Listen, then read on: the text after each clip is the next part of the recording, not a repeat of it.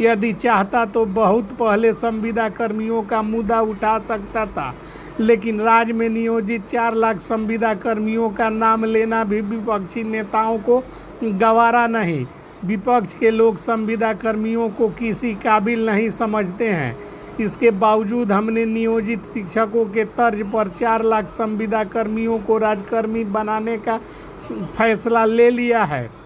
अभी हम मानदेय बढ़ाने में लगे हैं। अभी सबका मानदेय बढ़ाया जा रहा है और इसकी बानगी आगे आने वाले कैबिनेट में आपको देखने को मिलेगा। पहले जिनका मानदेय बढ़ गया है उनको प्रतियोगिता परीक्षा में भाग लेकर एक मामूली परीक्षा देना होगा, जिसके बाद वह स्वतः सरकारी सेवक बन जाएंगे। लेकिन जिनका मानदेय अब तक नहीं वृद्धि हुआ है, सबसे पहले हम उसका मानदेय बढ़ाएंगे। इसके लिए अब हम रुकने वाले नहीं हैं। एक बार सबका मानदेय वृद्धि हो जाएगा, फिर सबकी शिकायत दूर हो जाएगी। हमने अभी तक 3,75,000 संविदा कर्मी आउटसोर्स कर्मियों का मानदेय वृद्धि किया है, किंतु 25,000 संविदा कर्मी एवं 30,000 आउटसोर्स कर्मी ऐसे हैं जिनका फाइल अधिकारी अभी तक कैबिनेट में नहीं पहुंचाया, जो घोर अनियमितता है।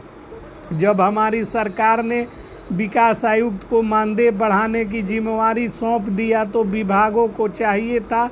कि विकास आयुक्त के माध्यम से मानदेय बढ़ जाना चाहिए था, किंतु कुछ विभागों ने फाइल दबा दिया, जिसकी वजह से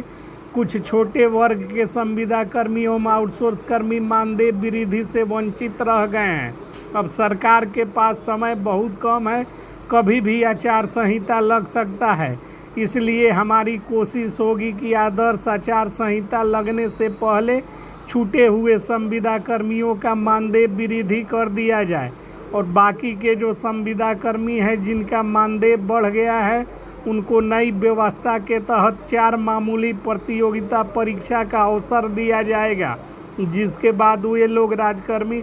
घोषित कर दिए जाएंगे। हमने पहले संविदा पर नियोजन के लिए नियोजन के कार्यक्रम को शुरू किया और बाद में धीरे धीरे सबको जो है कि सरकारी सेवक बनाने की प्रक्रिया चला रहे हैं। हमारी भी सोच है कि संविदा कर्मचारी जो लगातार पिछले कई दशकों से बिहार में कार्य करते आ रहे हैं, वे सभी लोग सरकारी सेवक बन जाए, और इस चीज़ को हमने करके भी दिखाया है। हमारी सरकार ने उदाहरण के तौर पे नियोजित शिक्षकों को सबसे पहले प्रयोग करके दिखाया, जिसमें नियोजित शिक्षक आज सरकारी सेवक के रूप में कार्य कर रहे हैं, जबकि विपक्ष के लोगों के पास संविदा कर्मचारी आउटसोर्स कर्मचारियों का नाम लेने का भी समय नहीं है। ये लोग समय समय पर नौकरी एवं रोजगार का मुद्दा उठाकर ध्यान भटकाने का काम किए, जिसका परिणाम हुआ कि बिहार सरकार ने आज 10 लाख नौकरी और 10 लाख रोजगार देकर दिखाने का काम किया और आगे आने वाले समय में 1 करोड़ रोजगार और नौकरी देने की हमारी पूरी जो है कि वादा और जो है कि प्रतिबद्धता है। और इसी कड़ी में हम आप लोगों को भी सरकारी सेवक और राजकर्मी घोषित करवा कर जो है कि दम लेंगे। तो इस वीडियो में कुछ EPS 95 पेंशनर्स भी जुड़े हुए हैं, तो उनसे जुड़ा हुआ अपडेट आगे अब आप लोग देख लीजिए। EPS 95 से जुड़ा अपडेट हम दे रहे हैं। नहीं है, सीनियर सिटीजनों का कहना है कि ऑन द स्पॉट फैसला करे प्रधानमंत्री और नरेंद्र मोदी की सरकार, उसके बाद ही धरना प्रदर्शन कार्यक्रम को स्थगित करने के बारे में कुछ सोचा जा सकता है। अन्यथा यह धरना प्रदर्शन जो है कि अनिश्चितकालीन बुल्ढाना महाराष्ट्र के श्रृंखलाबद्ध आंदोलन का भी रूप ले सकता है, जो लगातार दिल्ली में चलाकर सरकार को घेरने की कवायद सीनियर सिटीजनों के द्वारा जो है कि की जा सकती है। और इस कड़ी में अदनान सामी जो प्रधानमंत्री के विशेष सचिव हैं, TB सोमनाथन जो कैबिनेट सेक्रेटरी हैं, और तमाम लोग जो उनसे जुड़े हुए हैं, सभी को जो है कि कह दिया गया है कि हाई लेवल मीटिंग में निश्चित तौर से अपनी उपस्थिति दर्ज करे और इस जो है कि आकस्मिक समस्या जो सीनियर सिटीजन को लेकर खड़ी हो गई है,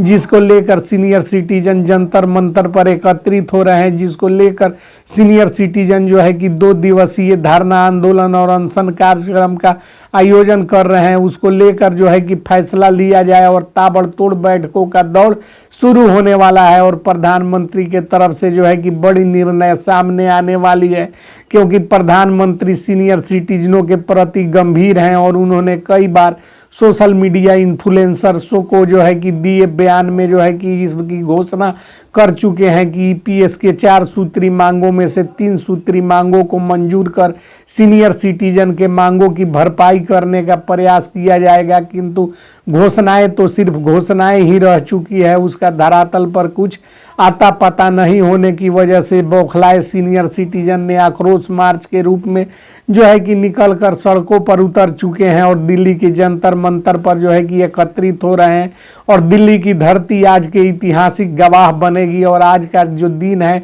वह ईपीएस 95 पेंशन के मामले में जो है कि इतिहास के पन्नों में दर्ज हो जाएगा कि कमांडर अशोक रावत के नेतृत्व में देश के 28 राज्यों सहित केंद्र शासित प्रदेशों के सीनियर सिटीजन का जमवाड़ा दिल्ली के जंतर मंतर पर 4 अगस्त 2025 को जो है कि हुआ। और इसका परिणाम भी सामने आने वाला है, क्योंकि अगस्त का महीना क्रांति को लेकर जाना जाता है और इस क्रांतिकारी महीने में जो है कि अशोक रावत के नेतृत्व में जो टीम गठित है, जो उनकी केंद्रीय एजिशन कमेटी है, वह भली भांति जो है कि अपना परफॉर्मेंस 100% देने को तैयार है। और एजिशन कमेटी के आयोजन पर ही सीनियर सिटीजनों का जमवाड़ा दिल्ली में लगा है, जिसको लेकर सरकार में काफ़ी घबराहट नजर आ रही है। सरकार पूरी तरह से जो है कि बाध्य हो चुकी है, सरकार की मजबूरी हो चुकी है कि ऐन वक्त पर सरकार फैसला ले। अब इस चीज़ को टाला नहीं जा सकता है और इसी को लेकर प्रधानमंत्री ने जो है कि हाई लेवल मीटिंग आह्वान किया है, जिसमें विशेष सचिव अदनान सामी, टीबी सोमनाथन और तमाम वरीय अधिकारी आज जो है कि इस पर फैसला करवाने की उम्मीद जता रहे हैं। बता रहे हैं कि आज जो फैसले होने हैं उसको अंतिम रूप देकर मूर्त रूप लागू करते हुए इसे जो है कि